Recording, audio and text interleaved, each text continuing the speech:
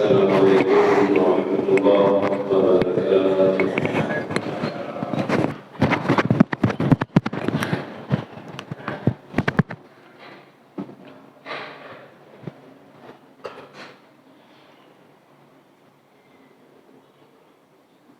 Alhamdulillah, salatu wassalamu ala sayyidina Muhammad wa ala alihi wa sahbihi ajma'in. Rabbi shrah li sadri wa yassir li amri wahlul 'uqdatam min lisani yafqahu qawli. Wa inni as'aluka faman nabiyina wa lakatul muqarrabina zayyinna bil hilmi jamilna bil afiyah. Ya ayyuhallazina amanu idza qila lakum tafassahu fil majalisi famsahu yafsahillahu lakum idza qila ansuzu fansuzu yarfa'illahu allazina amanu minkum wallazina utul ilma darajat wallahu bima ta'maluna khabir. Sadaqallahul azim. Segala puji bagi Allah, salat dan salam kepada junjungan Nabi besar Muhammad sallallahu alaihi wasallam dan juga kepada ahli dan sahabat beliau sekalian, yang mana oleh beliau yang telah merubah pola pikir manusia daripada menyembah berhala kepada menyembah Allah Subhanahu wa taala. Juga kepada alim ulama, ulama mutaqaddimin dan ulama mutaakhirin dan ulama-ulama mu'tabar.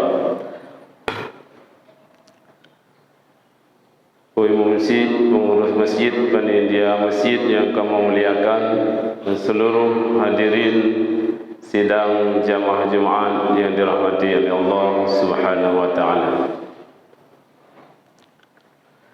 Pada kesempatan yang sangat singkatnya, Khatib ingin memaparkan tentang pentingnya ilmu pengetahuan agama di dalam kehidupan manusia.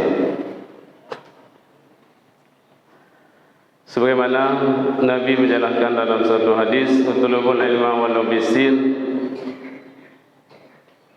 fa inna talabal ilmi faridatun ala kulli muslimin." Untuklah ilmu walau ke negeri Cina, karena bahwa sungguhnya ilmu itu adalah fardu wajib bagi setiap muslim. Kaum muslimin yang dirahmati oleh Allah Subhanahu wa taala, berbicara ilmu pengetahuan adalah dikarenakan untuk mendapatkan kualitas dalam ibadah kita kepada Allah Subhanahu wa taala.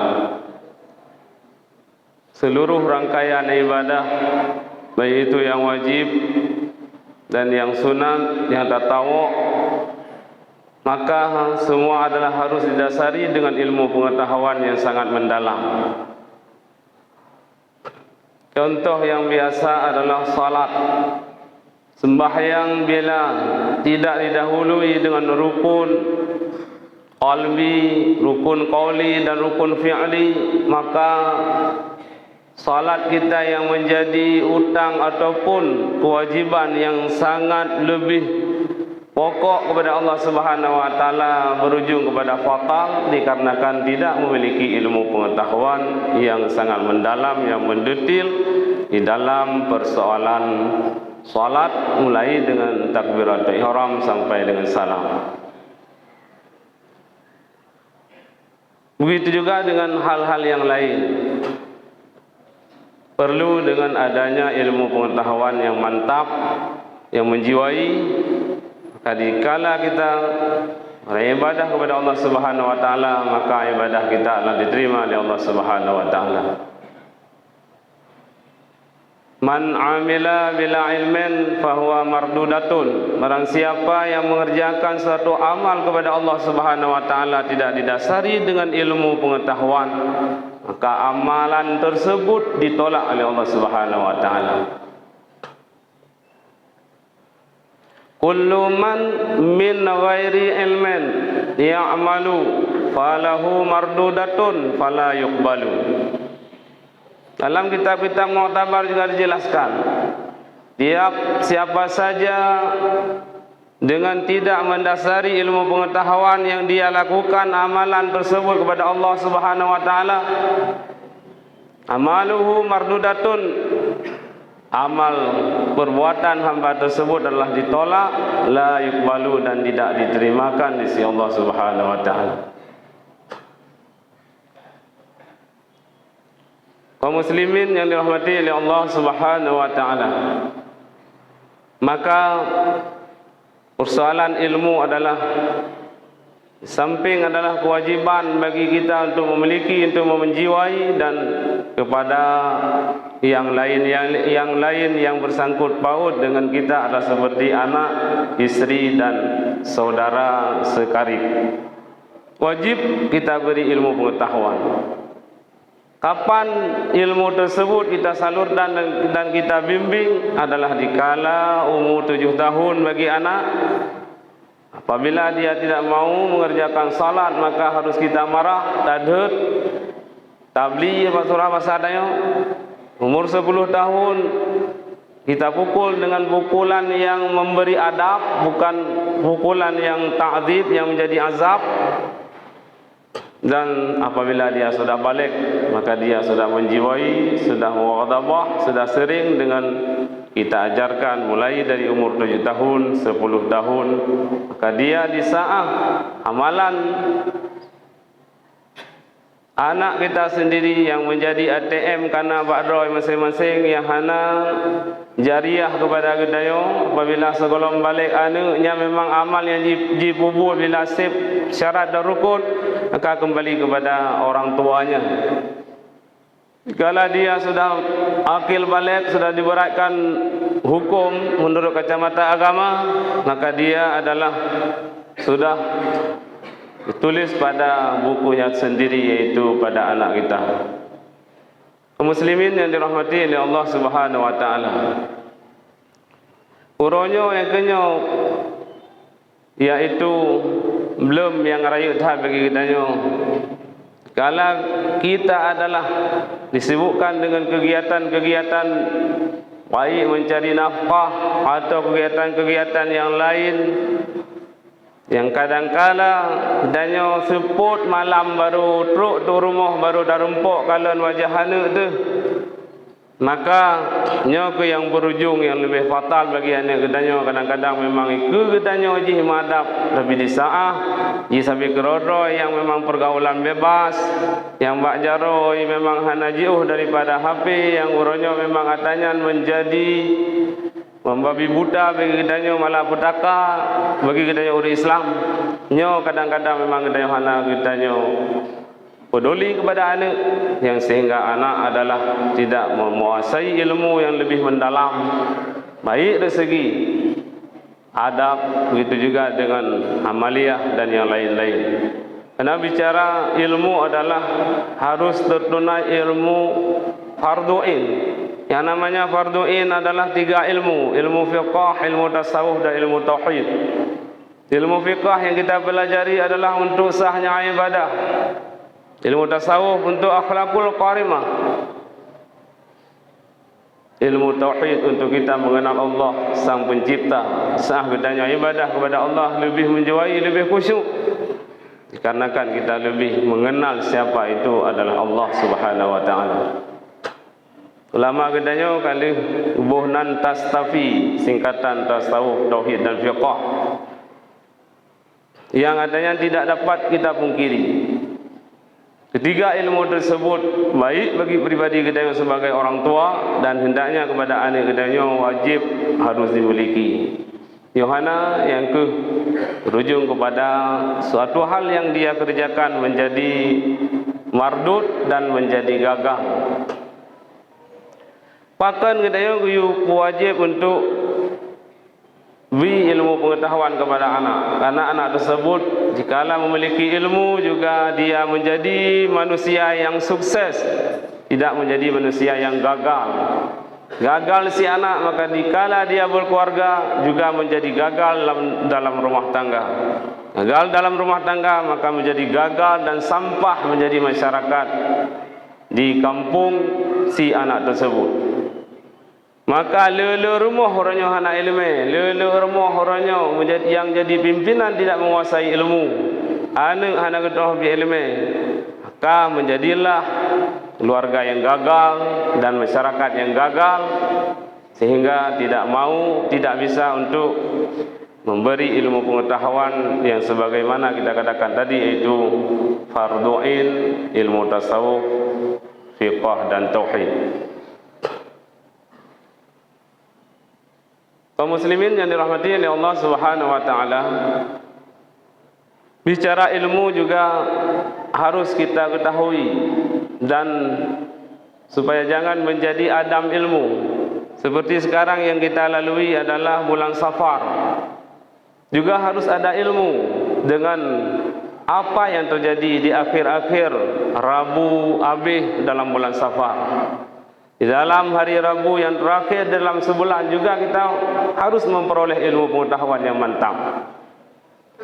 Rabu yang terakhir tersebut adalah dinamakan dengan hari yang sial, atau hari yang menjadi Allah turun bala dengan berjumlah 320.000 bala.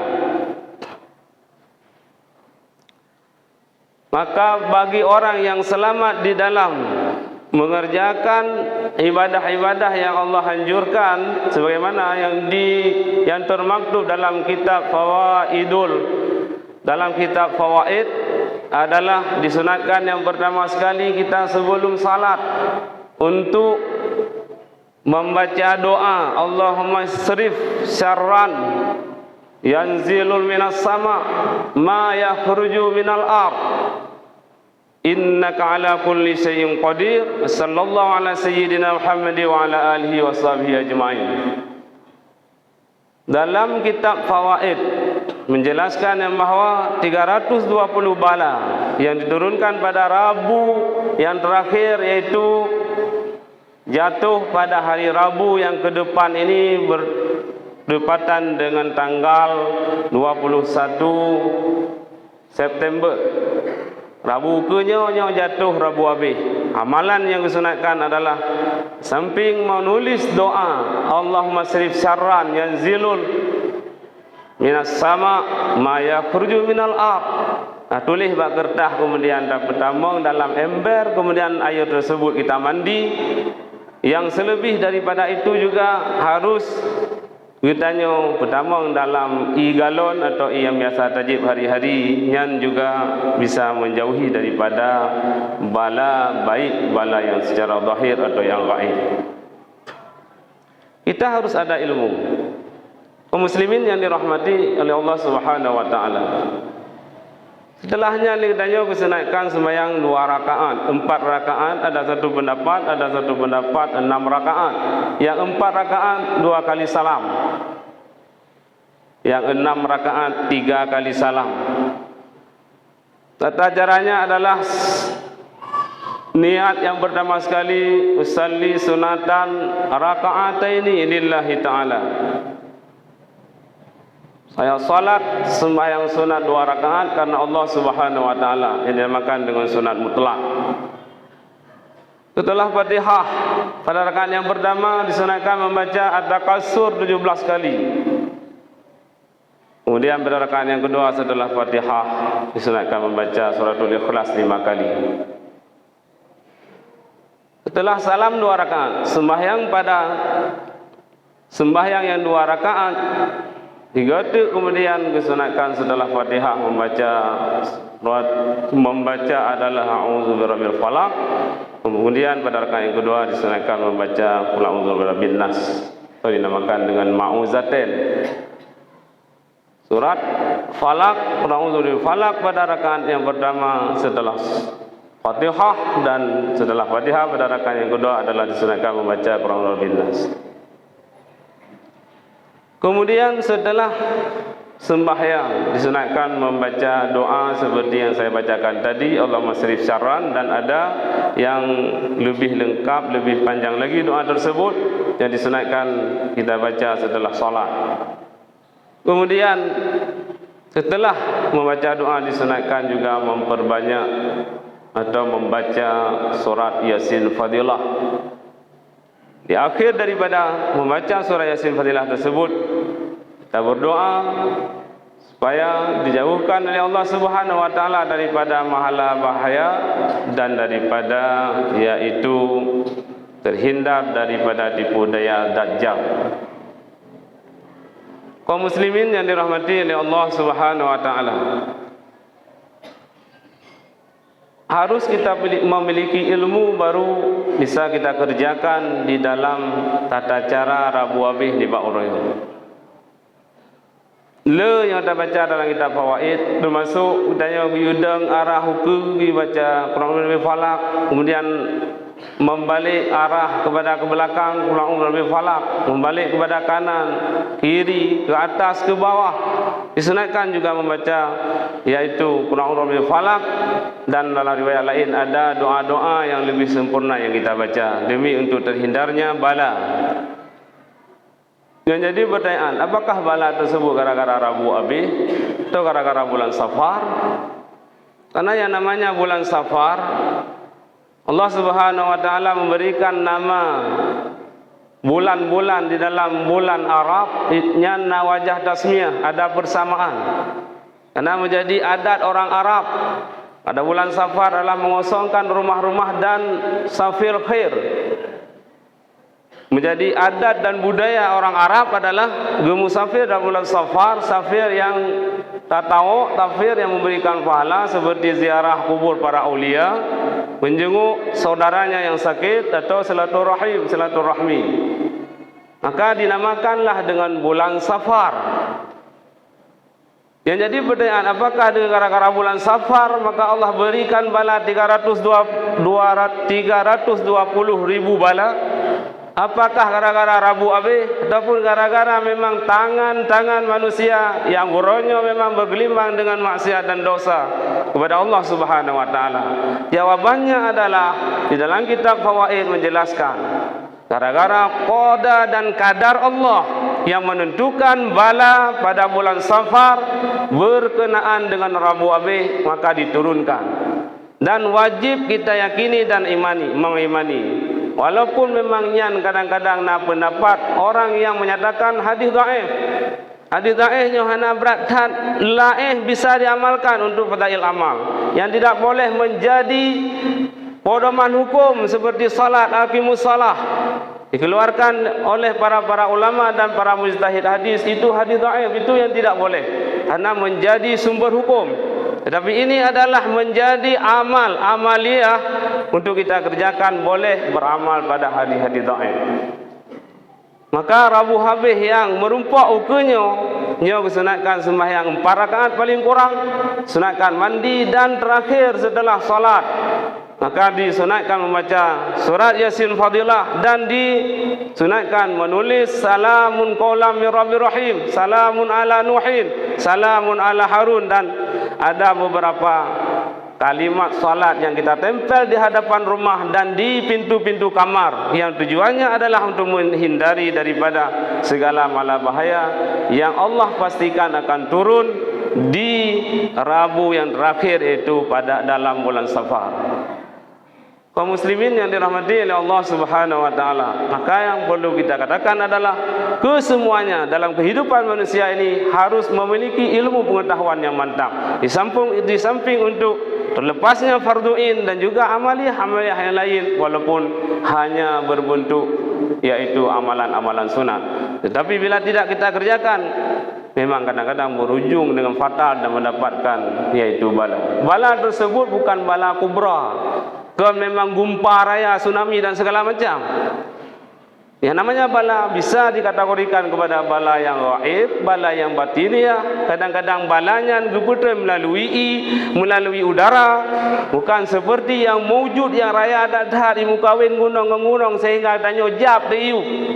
Tidak seperti demikian. Yang namanya bala adalah kadang-kadang memang gerom bala bagadanya yang tanya nyana bala dalam badan kita, tetapi hadir dan zahir bala tersebut boleh jadi di luar bulan-bulan Safar yang memang atanya atagu putren di dalam Rabu yang terakhir. Kaum muslimin yang dirahmati oleh Allah Subhanahu wa taala, banyak sebenarnya uraian dan yaitu pencerahan dalam kitab Fawaid, karena mengingat waktu yang sangat singkat, maka bagi kita kaum muslimin harapan yang memang dinekalan lebih detail je dalam kitab Fawaid, sehingga tentang amalan-amalan yang terlaksanakan yaitu di dalam bulan Safar, yaitu Rabu yang terakhir. Mungkin hanya ini saja yang saya sampaikan. Lebih kurang mohon maaf apabila ada kejanggalan dan kekurangan. Sekarang kita masuki dalam khutbah, dan bila ada kesilapan dan kejanggalan mohon ditegur demi untuk sah salat kita pada hari ini. Alhamdulillahi rabbil alamin. Wassalatu wassalamu ala sayyidina Muhammad wa ala alihi wa sahbihi ajma'in. Ayyuhan nas ittaqullaha wa kunu minal muttaqin. قال تعالى في القرآن الكريم: أعوذ بالله من الشيطان الرجيم. يا أيها الذين آمنوا إذا ناجيتم رسول فقدموا بين يديه نجواكم صدقة. بارك الله لي ولكم في القرآن الكريم ونفعني وإياكم بما فيه من ذكر الحكيم. تقبل مني ومنكم تلاوته إنه هو السميع العليم.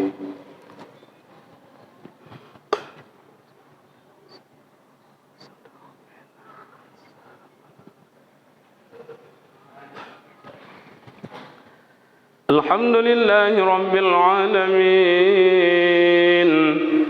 صلى الله على سيدنا محمد وعلى آله وصحبه أجمعين. أيها الناس أطيعوا الله وأطيعوا الرسول لعلكم ترحمون. بسم الله الرحمن الرحيم. قل أعوذ برب الناس ملك الناس إله الناس من شر الوسواس الخناس الذي يوسوس في صدور الناس من الجنة والناس. اللهم اغفر لنا المسلمين والمسلمات والمؤمنين والمؤمنات. اللهم اصرف عنا الأذى عن جميع البلاء والوباء والطاعون والمنكر والزنا إنك على كل شيء قدير. اللهم باعث من البلاء الدنيا والآخرة إنك على كل شيء قدير. اللهم ارحمنا فإنك بنا رحيم. اللهم ربنا آتنا في الدنيا حسنة في الآخرة حسنة وقنا عذاب النار. ولذكر الله أكبر والله يعلم ما تصنعون.